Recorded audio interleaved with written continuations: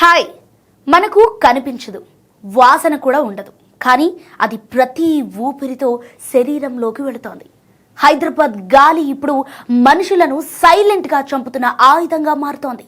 ఇది పొగమంచు కాదు, ఇది మామూలు కాలుష్యం కూడా కాదు, ఇది నెమ్మదిగా పనిచేసే విషం. అదే సల్ఫర్ డయాక్సైడ్. దాన్ని SO2 అని పిలుస్తారు.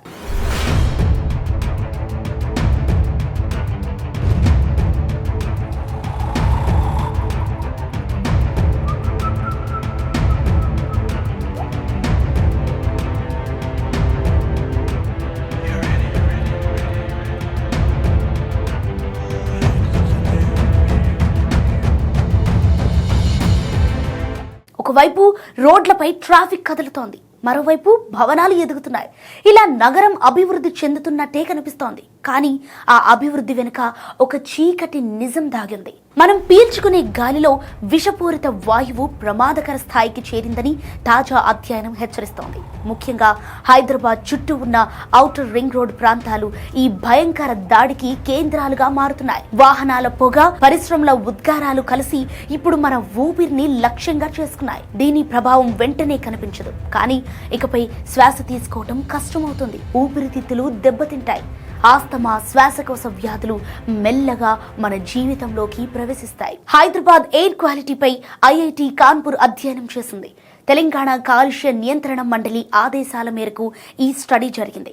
ఇందులో నగరంలోని గాలి కాలుష్య మూలాలు, వాటి తీవ్రతను శాస్త్రీయంగా విశ్లేషించారు. ఆ అధ్యయనంలో షాకింగ్ నిజాలు వెలుగు చూశాయి. ఔటర్ రింగ్ రోడ్ పరిధిలో రోజుకు సగటున 18,101 కిలోల సల్ఫర్ డయాక్సైడ్ గాలిలోకి విడుదలవుతోంది. ఇదే సమయంలో గ్రేటర్ హైదరాబాద్ పరిధిలో రోజుకు 10,701 కిలోల SO2 ఉద్గారాలు నమోదయ్యాయి. ఇంకా ఆందోళన కలిగించే అంశం ఏంటంటే GHMC పరిధిలో విడుదలవుతున్న SO2లో 91% వాహనాల నుంచే వస్తోంది. కానీ ORR ప్రాంతాల్లో పరిస్థితి భిన్నంగా ఉంది. అక్కడ 92% SO2 పరిశ్రమల నుంచే వస్తోంది. అంటే నగర కేంద్రంలో మనం నడిపే వాహనాలే గాలిని విషపూరితం చేస్తుంటే, నగర అవతల పరిశ్రమలు ఊపిరిని మింగేస్తున్నాయి. సల్ఫర్ డయాక్సైడ్ ఒక సాధారణ కాలుష్య వాయువు కాదు. ఇది ఫాసిల్ ఇంధనాల దహనంతో ఉత్పత్తి అవుతుంది. ముఖ్యంగా డీజిల్, బొగ్గు వాడకం ఎక్కువైన చోట్ల దీని ప్రభావం తీవ్రంగా ఉంటుంది. శాస్త్రవేత్తలు చెబుతున్న ప్రకారం SO2 గాలి ద్వారా శరీరంలోకి వెళ్లినప్పుడు శ్వాసనాళాల్లో మంట, ఊపిరితిత్తుల వాపు, ఆస్తమా తీవ్రత పెరగటం లాంటి సమస్యలు వస్తాయి. చిన్నపిల్లలు, వృద్ధులు, గర్భిణీలు ఎక్కువ ప్రమాదంలో ఉంటారు. ఇది కేవలం ఆరోగ్య సమస్యగా మాత్రమే మిగలదు. SO2 వర్షంతో కలిసినప్పుడు ఆమ్ల వర్షంగా మారుతుంది. దీనివల్ల నేల సారం తగ్గుతుంది, పంటలు దెబ్బతింటాయి, చెట్లు ఎండిపోతాయి. అంటే ఇది నగర ఆరోగ్యాన్నే కాదు, పరిసరాల జీవన వ్యవస్థనే దెబ్బతీసే ముప్పు.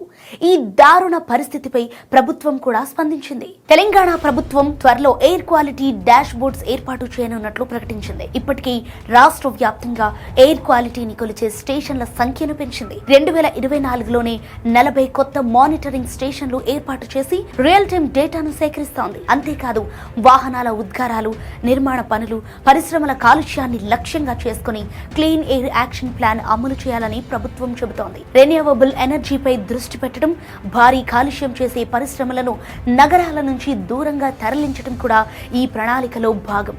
అయితే డాష్ బోర్డులు చూపే సంఖ్యలు మన ఊపిరిని రక్షించగలవా? ఎందుకంటే హైదరాబాద్ గాలిలోని ఈ విషం ఒక్కసారిగా దాడి చేయదు. అది నెమ్మదిగా మన శరీరాన్ని అలవాటు చేస్తూ చంపుతుంది. మనకు కనిపించదు, మనకు వినిపించదు, కానీ ప్రతి ఊపిరితో మనలోని దాని ప్రభావం పెరుగుతుంది. అందుకే ఇప్పుడు హైదరాబాద్లో జీవించడం అంటే కేవలం ట్రాఫిక్, ఉద్యోగాలు, ఇంటి సమస్యలతో కాదు, శుద్ధమైన గాలితో కూడా పోరాటం చేయటం కూడా ఇందులో భాగమే.